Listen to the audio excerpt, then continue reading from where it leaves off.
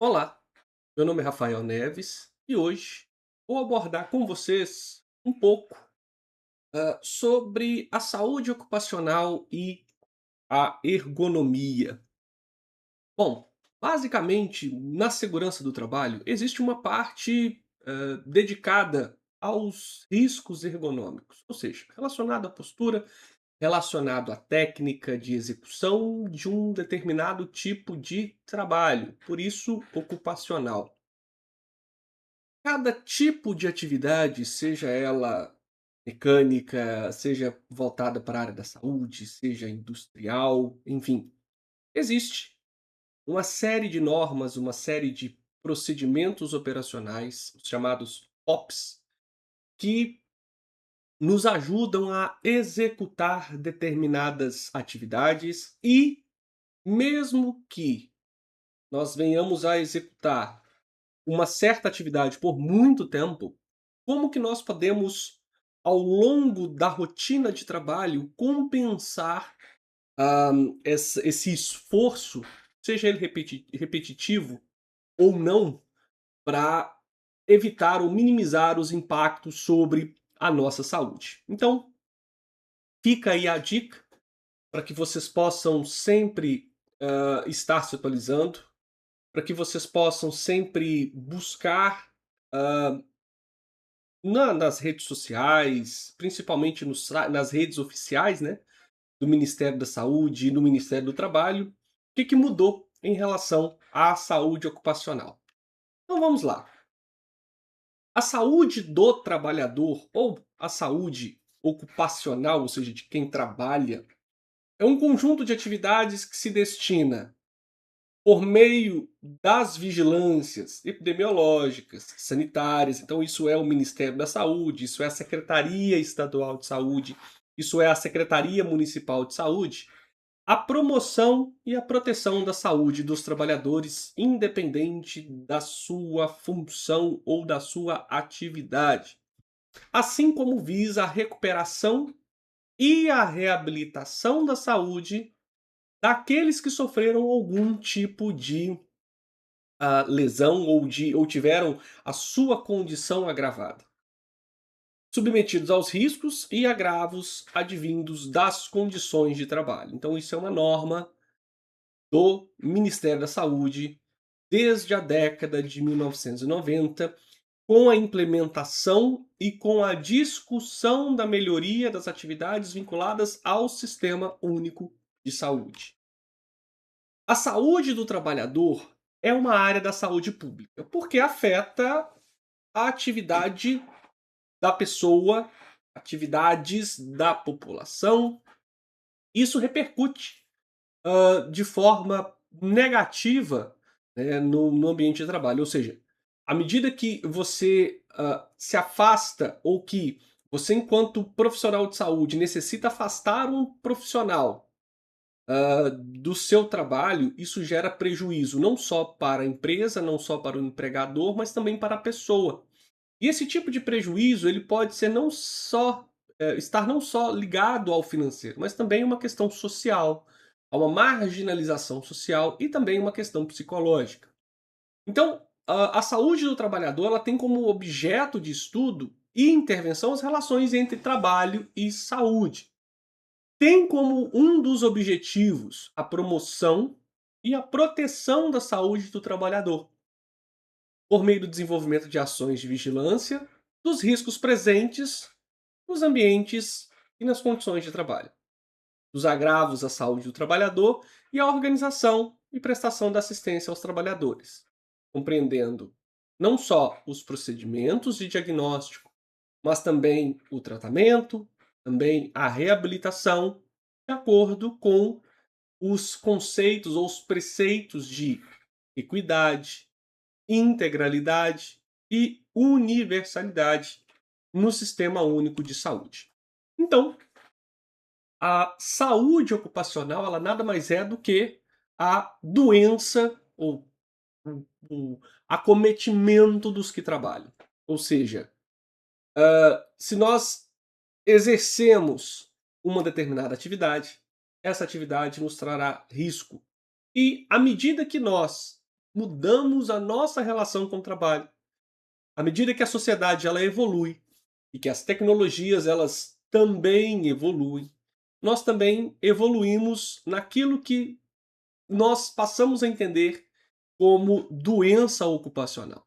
Então, desde a pré-revolução industrial com o trabalho pesado, né, o trabalho mais mecanicista, trabalho de lavoura, o trabalho com maquinário pesado, passando pela mecanização, passando pela automatização e até mesmo pós-pandemia de Covid-19. Vale lembrar que já são 7 anos desde o início da pandemia de Covid, onde nós tivemos uma drástica mudança de paradigma, né? Saímos de um tipo de trabalho presencial para um trabalho não presencial, ou seja, o teletrabalho, o chamado home office.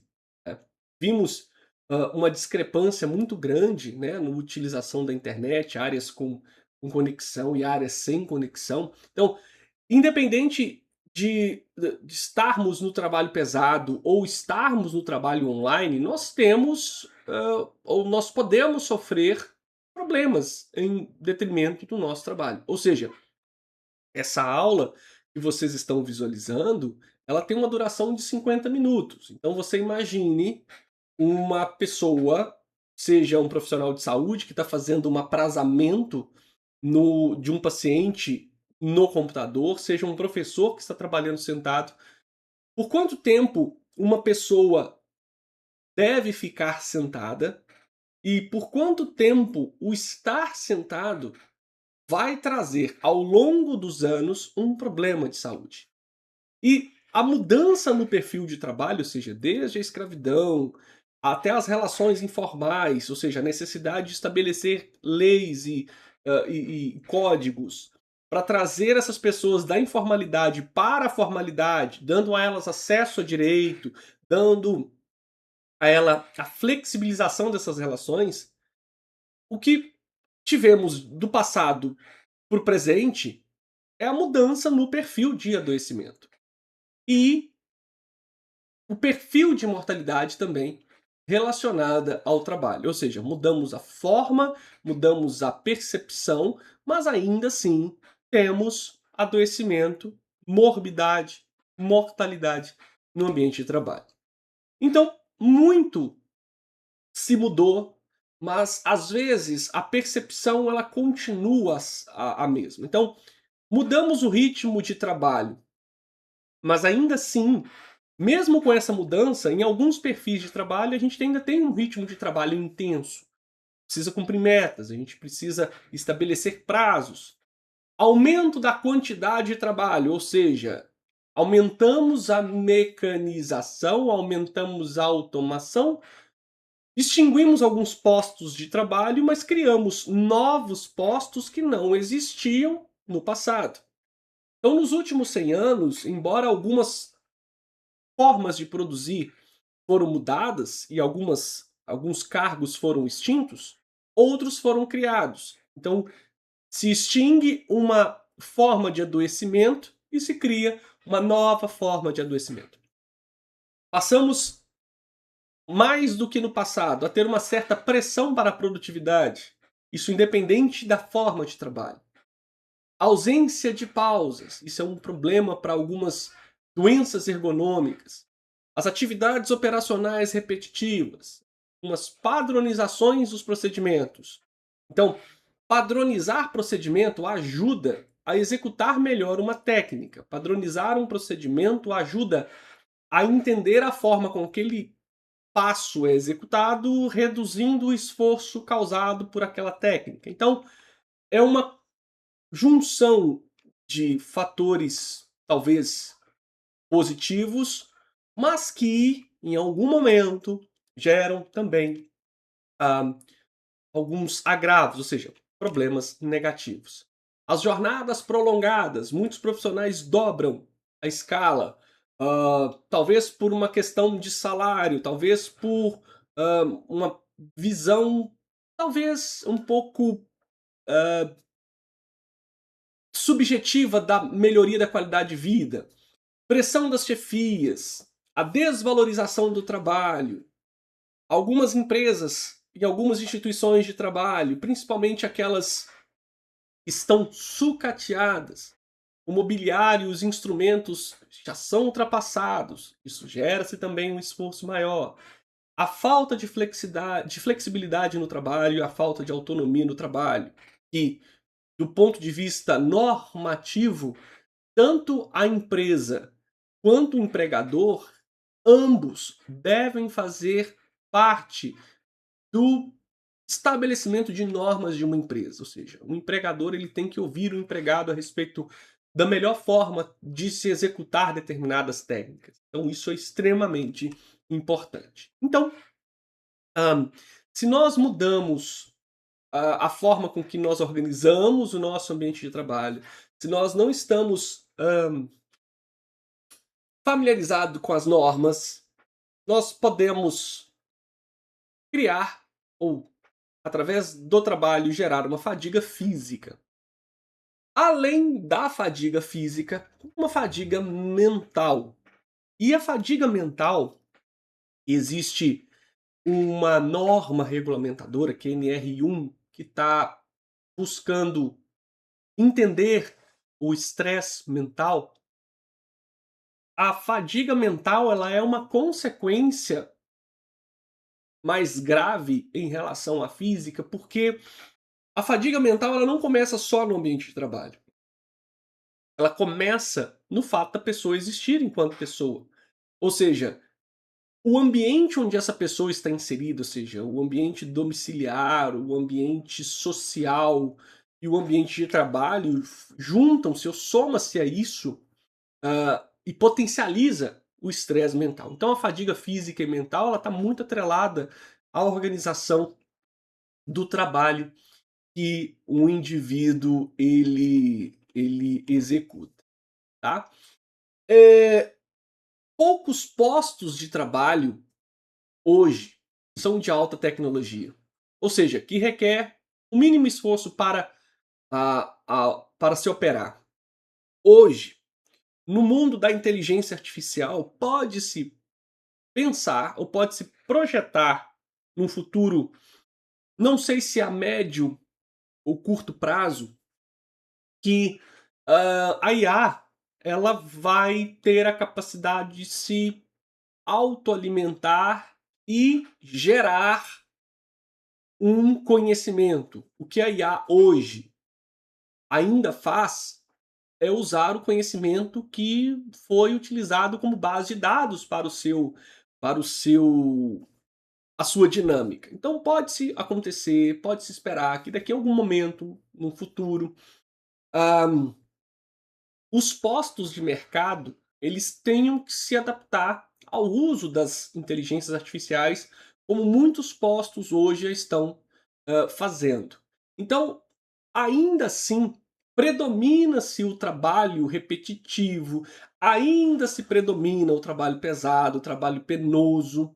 Então, cada vez mais trabalho para menos gente. Ou seja, eu estou aumentando e sobrecarregando você enquanto profissional, porque muitas vezes o custo trabalhista gerado por um indivíduo não se paga como produtividade. Então isso é uma questão hoje também discutível. Embora existam algumas portarias que estipulem um número mínimo de profissionais para aquela função. O mercado e a economia de indústria, comércio e serviço mudou enquanto tecnologia, mudou enquanto forma, mas ainda continua a existir. Hoje, existe uma discussão muito grande a respeito dos trabalhos mediados por aplicativos. Os motoristas de aplicativo, os entregadores de aplicativo, os vendedores de aplicativo. Ou seja, há uma discussão do quanto que um motoboy, por exemplo, que trabalha na entrega ou no fretamento de algumas encomendas, ele deve trabalhar e como que vai ser o descanso desse profissional, né? Ou seja, vou dizer informal, mas vamos colocar nessa informalidade todo esse rol de motoboys, vendedores, feirantes, ambulante, camelô, os pesquisadores autônomos, os guardas. guarda não é autônomo, mas as pessoas que trabalham na rua, ou seja, as pessoas que estão ali num vínculo próprio, autônomo de trabalho, né? Como que nós vamos regulamentar esses indivíduos ou trazer esses indivíduos para o conhecimento ou entendimento da sua ergonomia enquanto trabalho?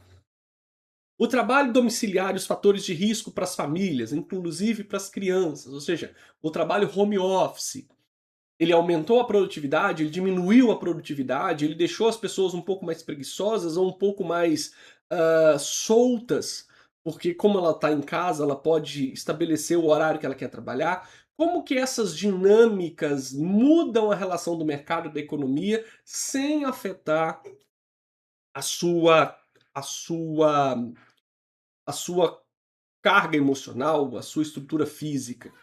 O trabalho rural em condições precárias, que ainda no Brasil existe. Então, nós podemos classificar as doenças relacionadas ao trabalho segundo a sua relação com o trabalho. Então, o trabalho como causa necessária. Então, você tem aquele trabalho e só através daquele trabalho você consegue ter um determinado produto.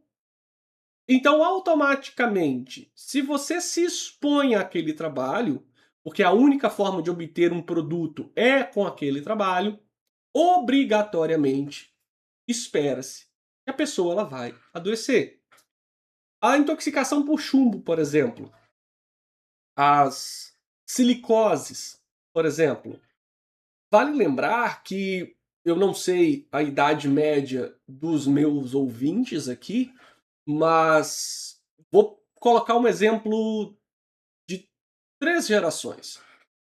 Então, os meus avós, eles tinham um problema com a intoxicação por chumbo. Principalmente porque muitos combustíveis, até mesmo gasolina, era aditivada a esses produtos década de 30, década de 40. Era adicionado mercúrio ao combustível. Então o gás oriundo da combustão liberava esses gases prejudiciais.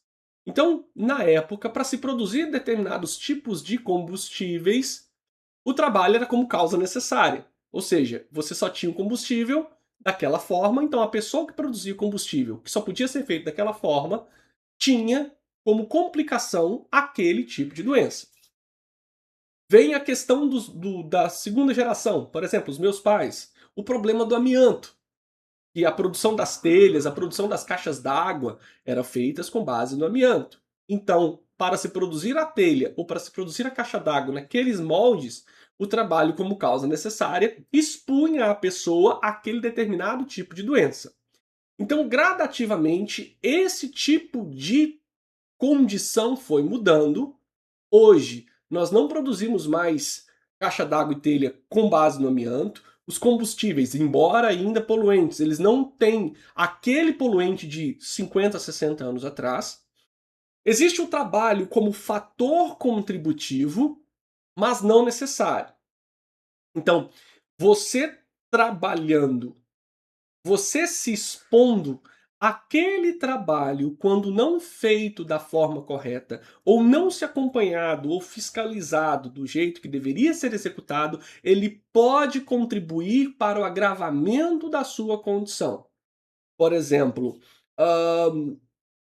não vou usar o exemplo do trabalho propriamente dito, mas vamos imaginar pessoas que às vezes levantam cedo, pegam várias conduções, chegam ao local de trabalho e não conseguem retornar à sua casa para o almoço, para um café. E como a jornada de trabalho ela é maçante, a pessoa ela pode se ver vítima, por exemplo, de lanchonetes onde às 6 da manhã elas, elas irão ingerir um café com um salgado frito, por exemplo.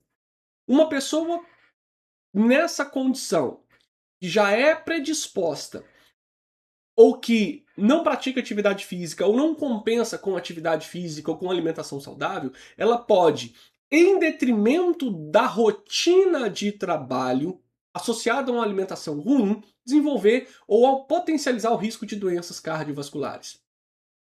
Uma pessoa que trabalha sentada mas que não levanta para fazer um alongamento, ou a empresa onde ela não tem uma rotina de educação física, por exemplo, a cada 50 minutos de trabalho sentado, ela vai levantar durante 10 minutos e fazer uma caminhada pelos corredores da empresa, ou ela vai alongar, ou antes do início da rotina de trabalho, a equipe de trabalho recebe uma intervenção de um personal para alongar e para fazer um exercício de mobilidade.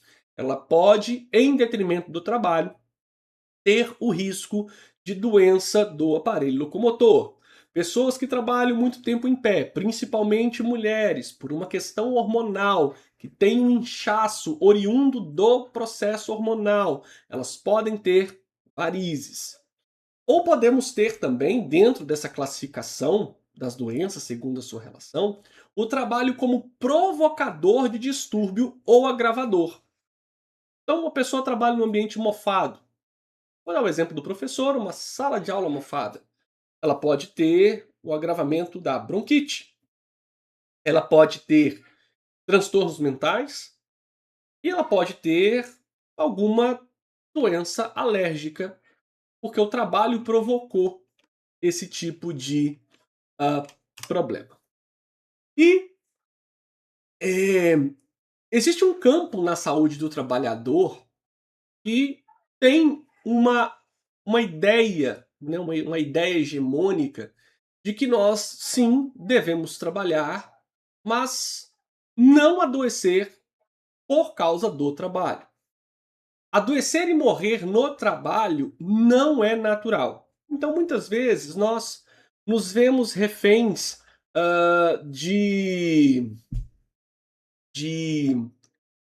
vídeos, né, falando das pessoas que se dedicam intensamente ao ambiente de trabalho e às vezes ouve-se muito dizer que a pessoa morre e no outro dia ela já é substituída. Então, existe um enfoque no processo de trabalho em toda a sua complexidade, mas não sobre o adoecimento estabelecido. Então, a saúde do trabalhador não é assunto só do setor de saúde. Ela deve ser objeto de uma política de Estado maior. Então, a saúde do trabalhador envolve a proteção ao trabalhador, o transporte, o planejamento econômico da empresa, os recursos energéticos, o controle de agrotóxico para aquele tipo de trabalho que oferece ou que expõe a pessoa ao uso de agrotóxico, trânsito, previdência social, educação, segurança, lazer, proteção à mulher, proteção à saúde mental, ou seja, cada uma dessas sub-áreas, ela repercute num conceito mais amplo que nós conhecemos como saúde. Então, o que é a saúde? A saúde é um todo. Ela está ligada, de alguma forma, a todas essas subdivisões que, ao longo do tempo, a ausência de uma repercute de forma negativa no bem-estar do trabalhador. Então, algumas das condições que vão expor a pessoa a uma doença. Então, a condição ela não é doença, mas a condição expõe a pessoa ao desenvolvimento ou ao agravamento de uma determinada doença. Então, nós temos, por exemplo, uma escrita antiga, né, uma definição antiga, que é a lesão por esforço repetitivo. Charlie Chaplin, por exemplo, que era um cômico ah, do século passado, ele tem alguns vídeos, né, antigos. No YouTube a gente consegue ver mostrando o problema do esforço repetitivo. Então, fica aí a dica para quem quiser pesquisar, ver que é muito interessante. E como que uma tarefa repetitiva pode predispor a essas lesões. Então, a LER e a DORT são duas condições do ambiente de trabalho que expõem o indivíduo a um adoecimento. Então, a LER são lesões por esforço repetitivo e a DORT ela é conhecida como doença osteomuscular relacionada ao trabalho. E são responsáveis pela alteração das estruturas ósseo-muscular, como os tendões, as articulações, os ossos, os músculos e também o nervo. Tá? A LE e a DORT, elas correspondem a um desequilíbrio entre a exigência das tarefas por parte da organização e a capacidade motora do trabalho, que é oriunda do indivíduo. Então, às vezes, o indivíduo ele não tem uma estrutura ósseo-muscular ou ele não desenvolveu essa estrutura ósseo-muscular para aquele tipo de atividade. Mas ele é posto no ambiente de trabalho para executar aquela tarefa. E com o passar do tempo, esse esforço desequilibrado, né, entre a tarefa e a capacidade motora do trabalho vão predispor o indivíduo a desenvolver ou a LER, ou a DORT, ou ambas. Então, às vezes é muito difícil excluir essas atividades, né? essas condições do indivíduo, porque talvez uma pode ser consequência da outra, ou para se ter uma, necessariamente ou não, precisaria ter a outra. Tá? Então, um dos exemplos mais clássicos é o que nós estamos fazendo aqui agora. Então, essa aula está sendo ministrada para vocês e, de alguma forma, não necessariamente, nós estamos, ou vocês, ouvintes, estarão sentados numa posição anatomicamente correta. Muitas vezes a gente está deitado, muitas vezes a gente está em pé, ou a gente está caminhando, ou às vezes a gente está numa academia, numa esteira ou numa bicicleta, praticando uma caminhada e a aula ela está correndo. Sentar anatomicamente, que seria o certo, é uma tarefa um pouco complexa, porque ao longo do tempo o nosso corpo ele vai se acomodando e querendo buscar um conforto maior na posição.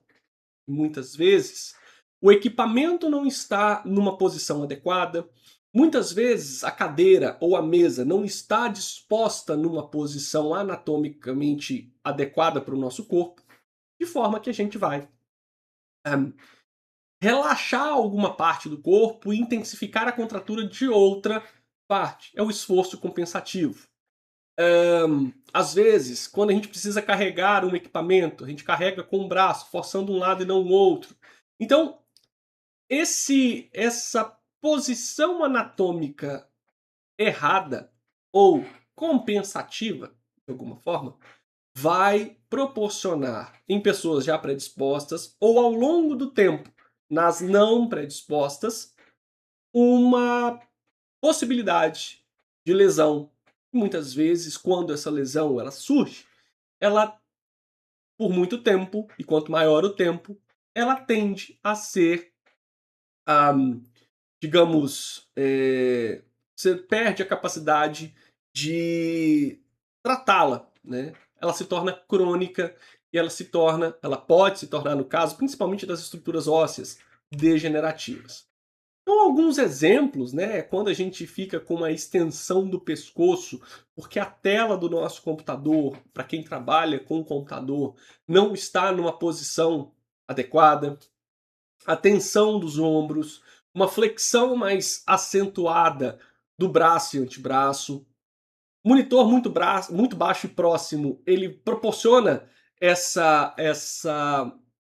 anatomia um pouco equivocada. Então, fica aí a dica. Se vocês observarem esta imagem, vocês já vão pensar por quanto tempo uma pessoa resistiria, não só em tempo, em horas de trabalho diário, mas por quanto tempo em dias, meses ou anos uma pessoa sobreviveria, eu vou usar esse termo, com essa posição antes de desenvolver uma lesão ou desenvolver uma sequela oriunda dessa posição anatômica errada.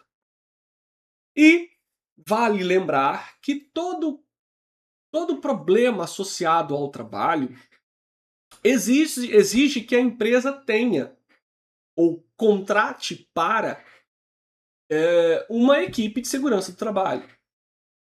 As empresas, principalmente as empresas de médio e grande porte, elas têm que ter uma CIPA bem estruturada. Existe o PCMSO, existe a Semana da Segurança do Trabalho, as consultas periódicas que a empresa deve proporcionar para o empregado. Então, quem vai fazer o diagnóstico, não só para a LER e para a DORT, mas para qualquer possibilidade de que aquele trabalho ele esteja provocando uma doença do trabalho, é o médico assistente, é o médico da equipe de segurança do trabalho.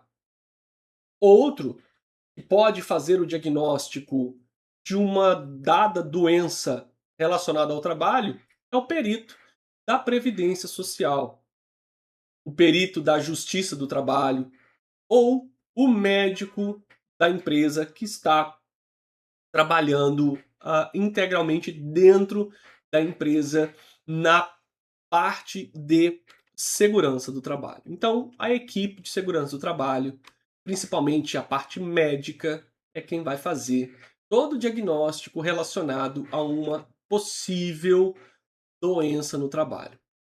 O diagnóstico de uma doença do trabalho, e entre essas condições, falamos da LER e da DORT, é importante porque, por definição, essas duas condições elas vão evidenciar a sua causa primária. Ou seja, LER e DORT elas irão acontecer porque o indivíduo, entre algumas hipóteses, primeiro, o indivíduo ele não tem condição de executar aquele trabalho, seja pela sua estrutura física não suportar aquela demanda, ou pelo tipo de trabalho não está adaptado ao que deveria naturalmente ser. Ou seja, a disposição do mobiliário, a iluminação, o tempo para execução, o tempo de execução. E o diagnóstico, quando bem firmado, ele vai ajudar não só a empresa a melhorar a condição de trabalho do indivíduo, mas também para o indivíduo em receber uma terapia correta.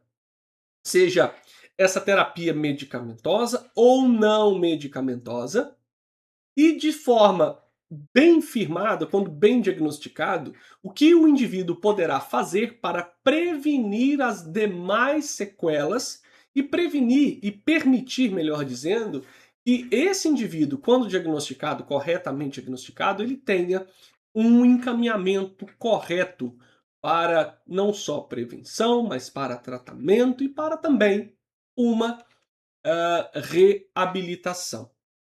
Para que a gente possa entender, embora nós não sejamos formados na área médica, mas um dos critérios que se utiliza para caminhar ou aproximar o diagnóstico da LER ou da DORT é a história clínica do indivíduo.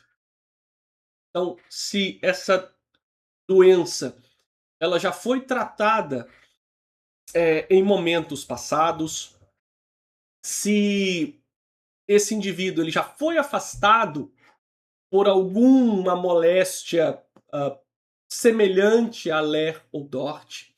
Então a história clínica do indivíduo ela tem que ser muito bem fundamentada e muito bem detalhada para justamente ajudar nessa firmação do diagnóstico.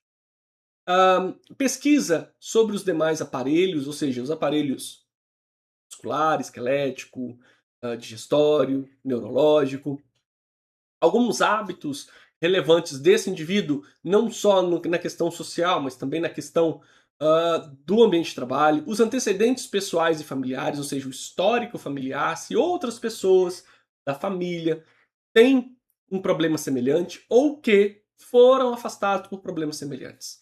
A história ocupacional, um exame físico detalhado e alguns exames complementares, caso necessário, para ajudar o profissional a fechar esse diagnóstico. Lembrando que a LER e DORT, elas não resultam de lesões súbitas. Então ela não tem um caráter inicial. Ou seja, não é a pessoa trabalhar um dia por 8 horas, por exemplo, e no segundo dia ela já terá LER e DORT. Muitas doenças ocupacionais, elas são progressivas. Então elas são crônicas. O indivíduo, quanto mais tempo executando uma atividade de forma insalubre, não fiscalizada ou não adequada, ele vai desenvolver um problema. Essas doenças ocupacionais, elas resultam de traumas de fraca intensidade, mas que são traumas repetidos durante longos períodos sobre a estrutura músculo-esquelética normal ou a estrutura músculo-esquelética alterada. Vale lembrar, por exemplo, que às vezes uma pessoa teve um acidente não relacionado ao trabalho, mas ela, por exemplo, teve um acidente uh, automobilístico. Ela teve um acidente em que ela fraturou a perna. Ela vai passar por todo o processo de reabilitação, mas a gente sabe que a estrutura músculo-esquelética de uma pessoa acidentada não é igual à estrutura músculo-esquelética de uma pessoa não acidentada. Então, para essa pessoa que já chega no ambiente fragilizado, ou seja, alterado, esses traumatismos, mesmo que de fraca intensidade, podem levar ao surgimento de doenças graves. Os sinais clínicos são variáveis, por isso que é muito importante a equipe de segurança do trabalho estar atenta e fazer exames periódicos da forma correta. Tá? Os gestos e movimentos causados por lesões podem ser de atividade extraprofissional e é muito complexo nós fecharmos o diagnóstico trabalhista dentro do ambiente de trabalho e relacionar isso a uma causa doméstica, tá? Então,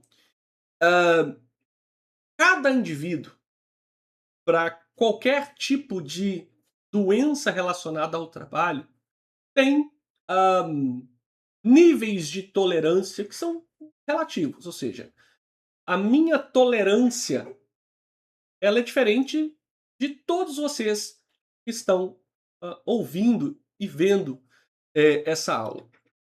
Mas muitas pessoas podem ter uma sensibilidade menor. E com pouco estímulo, como fator de risco, ter a intensificação ou o surgimento de uma determinada condição patológica. Então, alguns fatores de risco relacionados ao indivíduo. Por exemplo, os fatores biomecânicos. Estão ligados ao seu biotipo, ao teu sexo. O esforço para uma pessoa magra, que não tem uma estrutura muscular desenvolvida, é diferente de uma pessoa que tem uma massa, que tem massa muscular mais avolumada. A postura, os gestos, a repetitividade são alguns fatores de riscos relacionados ao indivíduo. Outros são fatores psicossociais, como por exemplo insatisfação com o que está se fazendo ou a forma com que está sendo feito. Muitas pessoas com fatores psicossociais, por exemplo, relacionado à percepção negativa do trabalho, vão desenvolver algumas sensibilidades individuais diferentes de outras pessoas. Mas o que pode, de certa forma, como determinante, potencializar esse risco? O ambiente físico, a concepção dos equipamentos e a distribuição desses equipamentos, a organização da produção, a organização do trabalho e as ferramentas que são utilizadas, ou seja, os EPIs, de certa forma, que são utilizados no ambiente de trabalho. Tá? Então, o trabalho em si, ele pode gerar limitação na amplitude do movimento, na perda da força muscular, nas perturbações da percepção sensorial. Tudo isso relacionado a diversos estímulos, como por exemplo, postura, as contrações estáticas da musculatura, o trabalho repetitivo, os esforços musculares intensos. Então, cada uma dessas condições gera no tecido músculo-esquelético algumas lesões de baixa intensidade, mas que ao longo do tempo podem gerar dor, podem gerar inchaço, podem gerar cansaço com mínimo esforço, podem gerar até mesmo sensação de paralisia ou dormência. Cada sinal deve ser observado com cautela, com prudência, para que o dano seja rapidamente sanado e o prejuízo também seja rapidamente resolvido. O que pode causar algumas lesões ocupacionais, em especial essas lesões traumáticas na estrutura óssea e muscular? Por exemplo, a diminuição do aporte sanguíneo à região. Por exemplo, a repetitividade e ou força do movimento, quanto na atividade estática das estruturas envolvidas. Traumas ou microtraumas, formação de processo inflamatório local. A LER e a DORT, elas se manifestam clinicamente por um sintoma subjetivo, ou seja, a pessoa acha que é uma má posição porque dormiu errado ou uma cãibra que se teve, e cada indivíduo relata um sintoma subjetivo. E boa parte desses sintomas subjetivos é a dor. E quais são os principais sintomas? Desconforto, tensão, rigidez ou dor nas mãos, nos dedos, nos antebraços, no cotovelo, ou naquela estrutura que está executando aquela atividade. Mãos frias, dormência, formigamento, redução da destreza manual, perda de força ou de coordenação motora, dor, e aí a dor no sentido de ser incapacitante, porque essa dor incapacitante ela vai ser capaz de interromper o movimento que o indivíduo ele está executando.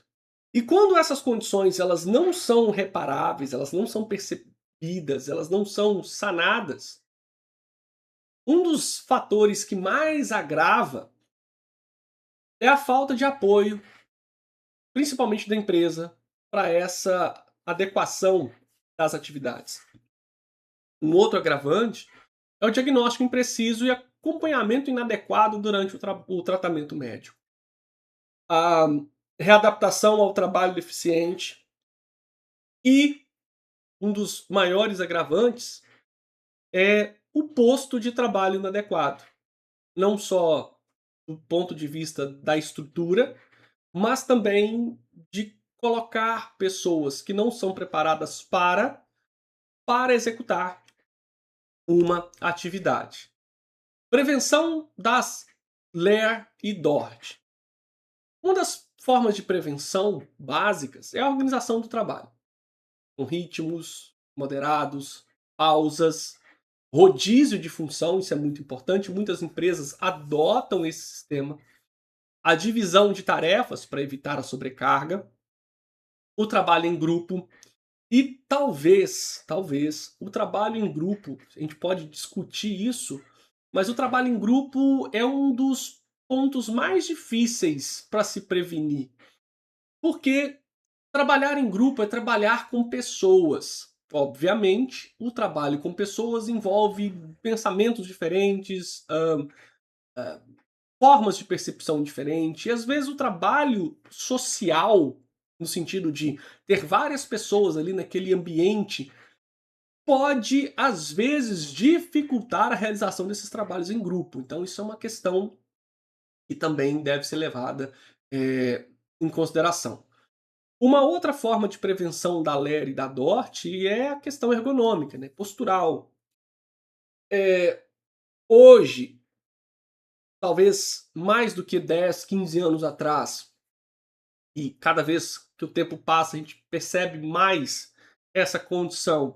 Hoje, o ambiente de trabalho tem um suporte psicológico, ou dá ao trabalhador um suporte psicológico mais adequado. Então, existem equipes de terapia ocupacional, equipes de psicólogos, para ajudar também nessa prevenção. Existem alguns programas internos de saúde, existe o monitoramento adequado dos indicadores de saúde e de adoecimento, e a equipe de saúde atuante no contexto do trabalho. Uma das formas também de se prevenir é incentivar o trabalhador a prestar atenção em sintomas e limitações e relatar isso. E mesmo que ah, esses sintomas ou essas limitações elas sejam pequenas, a empresa deve orientar, ou a equipe de segurança do trabalho, a CIPA, por exemplo, orientar a procurar uma assistência de um profissional de saúde. Criar espaços de diálogo com a empresa nos casos onde houver necessidade de mudar as características do posto de trabalho, para assim essa prevenção ela ser eficaz. Deve-se reconhecer o perfil produtivo do trabalho, ou seja, onde se trabalha, em que se trabalha. Isso volta lá num slide anterior, quando a história ocupacional do trabalhador ela é levada em consideração. A empresa ela sempre investir em formação continuada, atendimento adequado ao trabalhador, atenção à saúde do trabalhador, com tratamento, reabilitação e até mesmo com políticas voltadas ou semanas, momentos do ano ou de um período de trabalho voltada à saúde do trabalhador. E a empresa, de certa forma, adotar políticas de prevenção no seu ambiente de trabalho, para evitar o adoecimento dos trabalhadores, seja de forma física ou o adoecimento mental. Uma das normas regulamentadoras que estão relacionados melhor dizendo, a saúde do trabalhador, embora toda a norma regulamentadora ela tenha uma forma de intuitivamente prevenir adoecimento, contaminações, contágios e tirar a pessoa do ambiente de trabalho por uma doença, a norma regulamentadora 15, e vale aí que vocês deem uma lida nessa norma, ela trabalha com as atividades e as operações insalubres. Por quê? Lembrem daquela divisão do trabalho, o trabalho enquanto causa, o trabalho enquanto meio. Muitas atividades insalubres, pela própria insalubridade da execução da atividade, aumenta-se o risco da pessoa adoecer. Então, para além da questão ergonômica, as atividades insalubres elas vão potencializar ou predispor o indivíduo a um adoecimento físico, às vezes uma condição de exposição a um agente químico, estressor, que pode repercutir na saúde do trabalhador. Então, o Ministério do Trabalho ele aprova o quadro das atividades e algumas operações insalubres. Lembrando que a operação insalubre ela potencializa o risco de adoecimentos no trabalho. E ela vai adotar, essa NR15, alguns critérios de caracterização da insalubridade, o que faz com que muitas pessoas recebam no olerite, no contra-cheque, um adicional por insalubridade, mostrando que aquela atividade ela é insalubre e essa insalubridade ela potencializa o risco de adoecimento. Então é uma forma legal, o que se discute é se é justo o valor recebido, porque quanto mais tempo você passa na operação insalubre, maior é o risco de adoecimento, então junta-se o envelhecimento natural do trabalhador e a operação insalubre, ou seja, quanto mais tempo se passa trabalhando na insalubridade, mais tempo se precisa, ou mais se precisa de um vencimento mais justo, mas essas atividades insalubres, dentro do limite de tolerância a esses agentes agressivos, permitirá, né, que a pessoa utilize meio de proteção e crie uma adequação do tempo máximo, mínimo e máximo de exposição do empregado a esses agentes. Então, muito obrigado a vocês, bons estudos e até a próxima.